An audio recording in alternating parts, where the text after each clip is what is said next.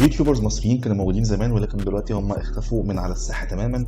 واول واحد هنبدا بيه واللي اشتهر في الفتره ما بين 2013 و14 و15 بالفيديوهات بتاعته هو كان شادي سرور. شادي سرور كان الفكره بتاعته ان هو بيعمل مجموعه من الفيديوهات يقوم فيها بدور الاب والام والابن والخال والعم والجد والجده والحاجات دي كلها. كان بيتكلم عن اليوميات بتاعته الاسره المصريه سواء في رمضان او وقت النجاح بتاع الامتحانات بتاعت الثانويه العامه او دخول الجامعه. في الفتره دي كان موضوع جديد بالنسبه لمجال اليوتيوب في مصر، خصوصا لو انت ما تعرفش ان اليوتيوب بدا يحقق ربح في مصر بعد سنه 2014 او 2015، لكن قبلها الموضوع ما كانش جايب همه خالص. شادي سرور وقتها كان بيقدم السكتشات الكوميديه دي، وكان في ناس كتير بتطالبه ان هو يمثل في مسرح مصر اول ما كان بيتعرض على التلفزيون، وكانوا شايفين ان هو موهبه تستحق انها تاخد فرصتها في التمثيل. بس شادي سرور بعدها لما بدا يكسب فلوس كتير قوي من اليوتيوب بدا يتغير خالص، اشترى بيت وقعد فيه لوحده، خد عربيه، اشترى عربيه برضو، بس موضوع الفلوس بدأ يغيره جامد جدا لدرجة ان هو بدأ يبقى شايف نفسه على المشتركين بتوعه او الفانز بتوعه. ما بقاش بيطلع رحلات جوه مصر، لا بقى يروح رحلات بره مصر ويتصور بيها ويعمل فليكسيشن كده او يفليكس بيها بالصور بتاعته على انستجرام وعلى الفيسبوك بتاعه. طريقة كلامه حتى اتغيرت من شادي الكارتج اللي كنا متعودينه اللي هو بيتكلم باللغة المصرية عادي إلى شادي سرور التاني اللي هو بيتكلم بطريقة زي ما بنسميها دلوقتي طريقة أهل إيجيبت.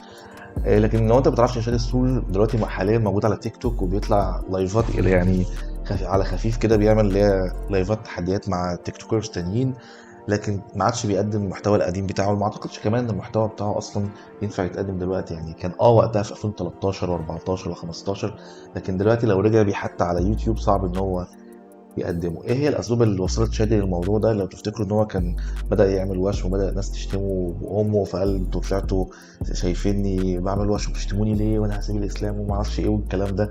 هل كان بيعمل الموضوع ده اصلا عشان يعلي الريتش بتاعه ولا لا؟ لغايه دلوقتي محدش عارف، ولكن هو الى حد ما بدا يرجع الى الساحه تاني بس على طريق نفس التيك توك. ويا عالم هيرجع اليوتيوب تاني ولا لا؟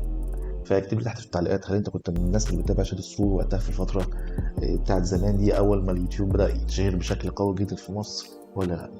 يلا بينا على اليوتيوبر رقم 2. اليوتيوبر رقم 2 وهو محمد خالد. ولو ما تعرفش مين محمد خالد ده، فهو كان واحد بيعمل سكتشات كوميديه. طبعا اللي قاعد جنبه ده نادر احمد هنبقى نتكلم عليه بعده. محمد خالد كان بيعمل سكتشات كوميديه على يوتيوب بطريقه فاني شويتين مع اصحابه، وكان بيتكلم بطبيعته، وكان بيعمل تحديات مع باباه ومقالب مع باباه، سواء بقى باباه كان عارف او مش عارف، بس المقالب كانت بتبقى طالعه بشكل كويس جدا. وكان عمل شويه فيديوهات جيمنج كده على خفيف. في الفتره بتاعت محمد خالد ان هو حقق نجاح كبير جدا في مجال اليوتيوب في سنه صغير، يعني بتتكلم في سن 16 17 18 سنه وقتها يعني. فده كان يعتبر نجاح كبير جدا، خصوصا هو اللي كان بيكتب السكريبت بتاع الحلقات بتاعته، هو اللي بيعمل المونتاج، هو اللي بيصور، هو اللي بيعمل 1 2 3 4 كل ده. في الفتره دي محمد خالد كان بدا يتشهر جامد جدا، بس بدأ يواجه حملة من الانتقادات الشديدة، خصوصا بعد ما بدأ يغير طريقة كلامه، بدأ يتكلم بطريقة متصنعة جدا، غير تسريحة شعره. يعني شايفين هنا الأول ودلوقتي تسريحة شعره بقت عاملة ازاي، خواتم وسلاسل كده. فالناس بدأت، ويلبس سلسلة ويلبس حظاظات ويسافر بره ويعمل لك فيديوهات أهم الحاجات اللي السليبرتيز أو المشاهير بيمتلكوها، وبدأ يتنطط ويفلكس بالحاجات بتاعته على المتابعين بتوعه.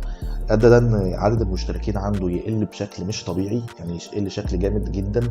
في نفس الوقت الناس بدأت تهاجمه. ومحمد خالد انقطع عن اليوتيوب فترة طويلة جدا جدا فوق ما تتخيلوا، قعد شهور يمكن او وصلت لسنة انه ما بينزلش مقاطع.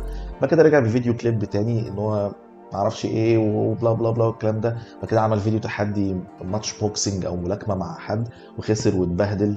في حاليا محمد خالد بعيد عن اليوتيوب تماما، اللهم الا كام فيديو كل فترة كده. لكن انا بسميه ان هو وصل للقمه لدرجه ان هو بعد ما وصل للقمه مبقاش عارف يعمل ايه، فالطبيعي ان هو كان يقع تحت. فلو انت تابعت محمد خالد في يوم من الايام قول لي ايه رايك في المحتوى اللي هو كان بيقدمه، وهل لو رجع بتقديم نفس المحتوى هل هترجع تتابعه تاني ولا لا؟ اليوتيوبر رقم 3 معانا وده حبيبي المصريين كلهم وحبيبي الشباب هو نادر احمد. نادر احمد من اول ما بدا يوتيوب هو كان طالع بشخصيه الابن والاب، وكان بيعمل فيديوهات كوميديه او سكتشات كوميديه مع اصحابه برضه. نادر احمد اللحظه دي ما اتغيرش، يعني هو نادر احمد هو نادر احمد. طريقه كلامه ما اتغيرتش، عمره ما اتنطط على المتابعين بتوعه. حتى لما القناه بتاعته اتسرقت ورجعت كان بيكلم الناس ويقولوا ادعي لنا القناه ترجع وما اعرفش ايه. يعني هو كان حاسس ان الجمهور بتاعه فعلا واقف في ظهره وفعلا بيساعدوه. الجيف اويز اللي كان بيعملها لما كان ينزل مثلا اي مكان او مول يتصور معاه، عمره ما طلع بمحتوى متصنع او محتوى زي ما نقول ان هو بيحاول يفليكس على الناس مثلا، او يستعمل زي عناوين كدابه او صور ثامبنيلز كدابه.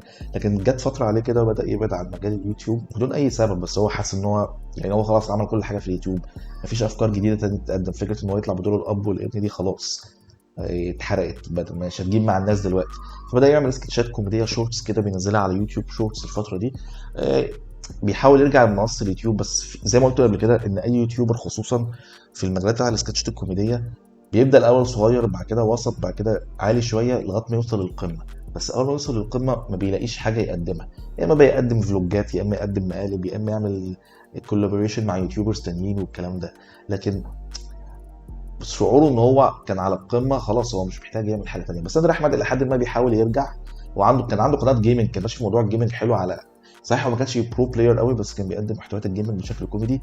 لكن نادر احمد من الناس اللي رسمت البسمه على وجوه ناس كتير حرفيا.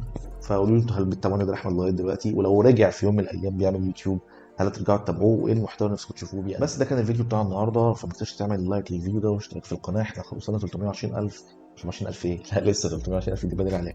320 سبسكرايبر وعاملين حوالي ما يقارب ال 100,000 فيوز خلاص. فبس عاوز اقول لكم شكرا جدا كتير جدا على الدعم اللي انتوا عاملينه على الشانل ده. اشوفكم في فيديو تاني قريب، مع السلامه.